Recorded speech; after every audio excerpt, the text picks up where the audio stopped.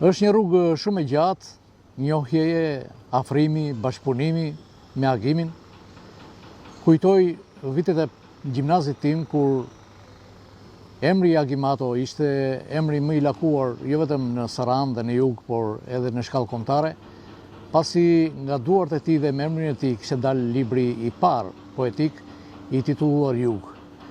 Dhe kjo kishte mjaftuar që ai të bëhej autori më i diskutuar, më i përqafuar, edhe më në fokus të kritikës së kohës. Në bisedat tona, unë gjimnazist dhe ai një dizenjator, poet, sepse edhe boja në duart e tij bënte poezi, bisedonim në orët tona të lira se si mund të shkruaj një poezi e suksesshme, se si mbruhet një tregim. Dhe Agimi me atë përvojën e tij, më shumë nga leximet, por edhe nga krijimet që kishte filluar të bëhej i njohur, shpjegonte si një teoretik i letërsisë, dhe sigurisht që mua më hynin në tru, në ndërgjegje, të gjitha ato këshilla, të gjitha ato eksperienca që ai kishte përjetuar. Dhe vite më vonë do të na sillte fati që të punonim në të njëjtën zyrë, në zyrën e gazetës Fitoria. Ishim të dy në një gazet partije pa qenë në parti. Për Agimin ishin vitet kur ishte zbutur tashmë lufta e klasave dhe ai kishte marrë një okej të dytë për të ardhur në zyrat e redaksisë së gazetës. Ishin vitet kur edhe sistemi po rënohej, megjithatë ishin përpjekjet e fundit që kjo gazet me profil partijak të vazhdonte të ekzistonte, ndërkohë që Agimi ishte një nga ata njerëz, nga ata redaktor të angazhuar tërësisht dhe shpirtërisht në reformimin e gazetës, për ta bërë atë një gazetë sa më qytetare, për ta bërë një gazetë të njeriut, një gazetë të reportazheve dhe portreteve të njerëzve të thjeshtë. E kjo ndoshta nuk ishte në kursin e asaj gazete që ende vazhdon të ishte në kupolën e partisë që dita ditës po i lëshonte frenat. Dhe kujtoj tani që duke qenë në të njëjtën zyrë dhe në të njëjtën valë mendimi me Agimin, një nga veprimet ndoshta edhe provokative që bënim ishte që shpesh portretin nga muri i zyrës tonë, portretin e Enver Hoxhës, ta zbrisin dhe ta fusin në sirtaret e tavolinave tona. Sigurisht që kjo ishte bërë një objekt kërkimi edhe vëzhgimi nga ata që e mbikëqyrnin sërish gazetën. Kujtoj që edhe redaksia e gazetës vazhdonte të ishte në të njëjtën ndërtesë me ish komitetin e partisë, aty ku sot është Bashkia e Sarandës. Dhe ne me sportivitet i kalonim këto situata dhe thoshnim me njëri tjetrin se sa ngadalë reformohen njerëzit që janë të ideologjizuar tërësisht dhe totalisht. Një tjetër moment shumë i rëndësishëm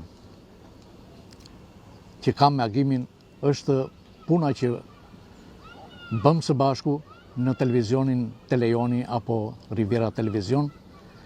Një televizion që falë vizionit të Agimit u formatua si një televizion bashkohor, një televizion me pretendime, një televizion që valët e tij çoi deri në Vlorë dhe u bë një sigël që kaloi kufijtë e jugut. Kudo pothuaj diskutohej për këtë televizion të formatuar, dikush e quante Top Channelin e jugut. Dhe unë të tëra këto ja dedikoj Agimit, i cili e kishte të mirë menduar dhe të mirë projektuar në vetvete se si duhet ishte një televizion. Kujtoj që ne gati çdo ditë, si pjesë të edicionit tona të edicionit ton të lajmeve, kishim të ftuarin e ditës, një emision live që bëhej nga studio e Riviera Televizion. Dhe po kaq sa na dha dashuri dhe kënaqësi ky televizion, na dha edhe trishtim kur ai mbyll dhe kuptohet që ai që u trishtua më shumë për këtë humbje ishte Agimi,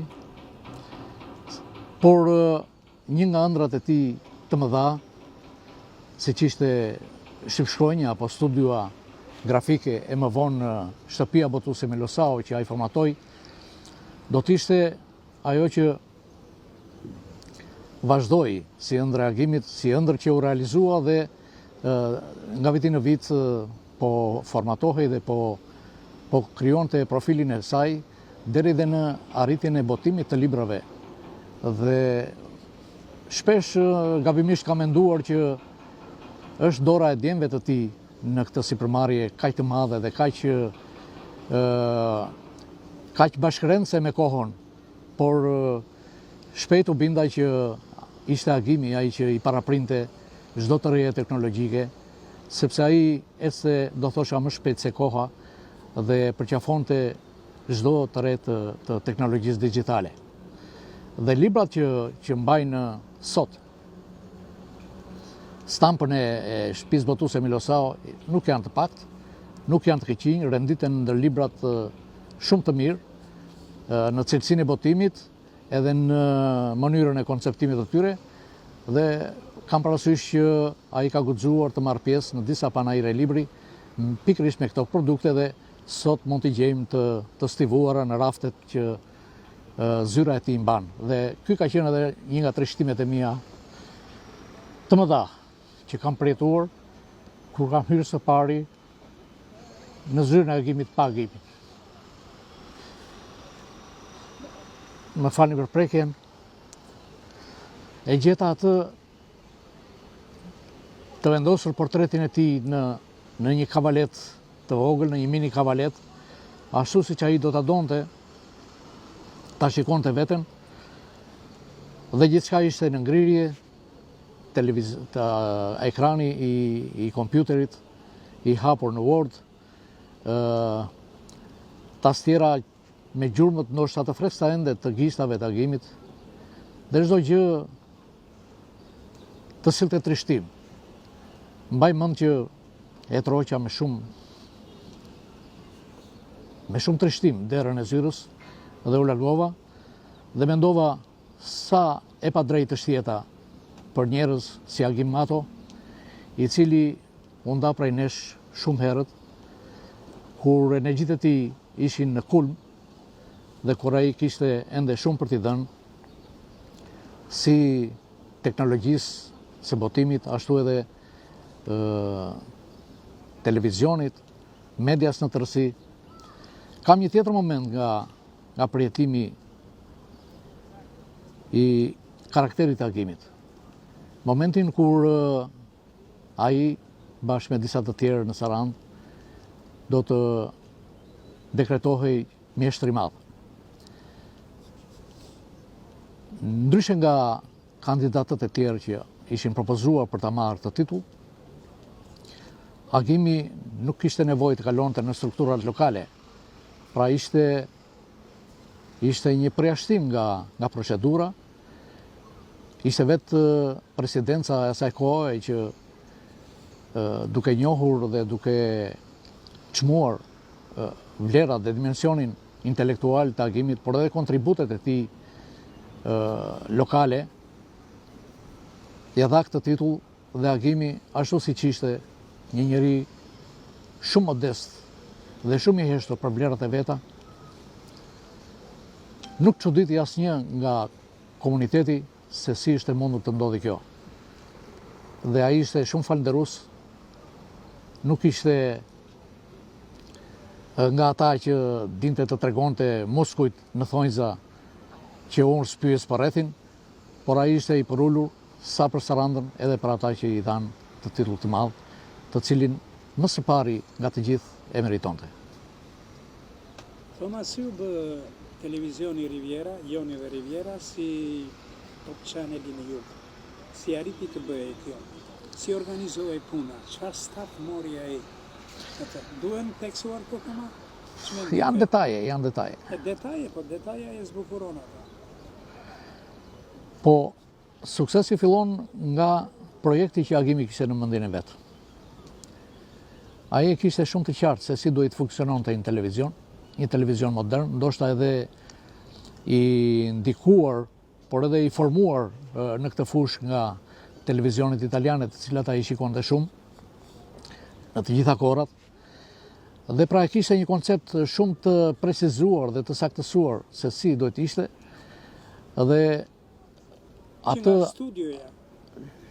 Ai ishte kudo investues së pari në idet, investues në burimet njerëzore që sollin në televizion, investues në infrastrukturën e nevojshme. Ishte nga televizionet e ralla që qysh në vitet 2009-2010 aplikoi kamerat fikse në studio, të cilat nuk kishin nevojë për kameraman, dhe e merrnin një herësh personazhin e ftuar apo redaktorin, gazetarin, e merrnin në disa plane një herësh. Dhe alternimi bëj nga studioa, nga një pult komandimi që unë nuk e kam parë në televizion tjetër, përveç se në Top Channel, ku kam patur fatin të jem për disa vite, i pari korespondent i Top Channelit në Sarandë. Shpesh kam menduar që për të gjitha këto aftësi dhe kapacitetet të Agimit, kam menduar edhe për shkak të origjinës së tij nga Ftera, edhe për shkak të asaj historie të njohur tashmë që Ftera ka qenë strehuese e komunitetit hebre, kam menduar që ky Agimatua me siguri do të ketë ndonjë damar që futi. Edhe këtë e kam parë dhe e kam çmuar edhe tek djemtë e tij, tek Dori, tek Keli, të cilët pa patur më përpara eksperienca të ngjashme. Dori ka arritur të hyjë dhe të ndërhyjë, jo vetëm të hyjë, të ndërhyjë në riparimin e një pajisje bashkohore në fushën e botimit siç është Ploteri, ose Keli nuk kishte nevojë ta kapte kamerën me dorë dhe të lexonte manualin, por futej në të sikur të ishte i ambientuar prej kohësh dhe çdo funksion të kamerës e zbërthente dhe u tregonte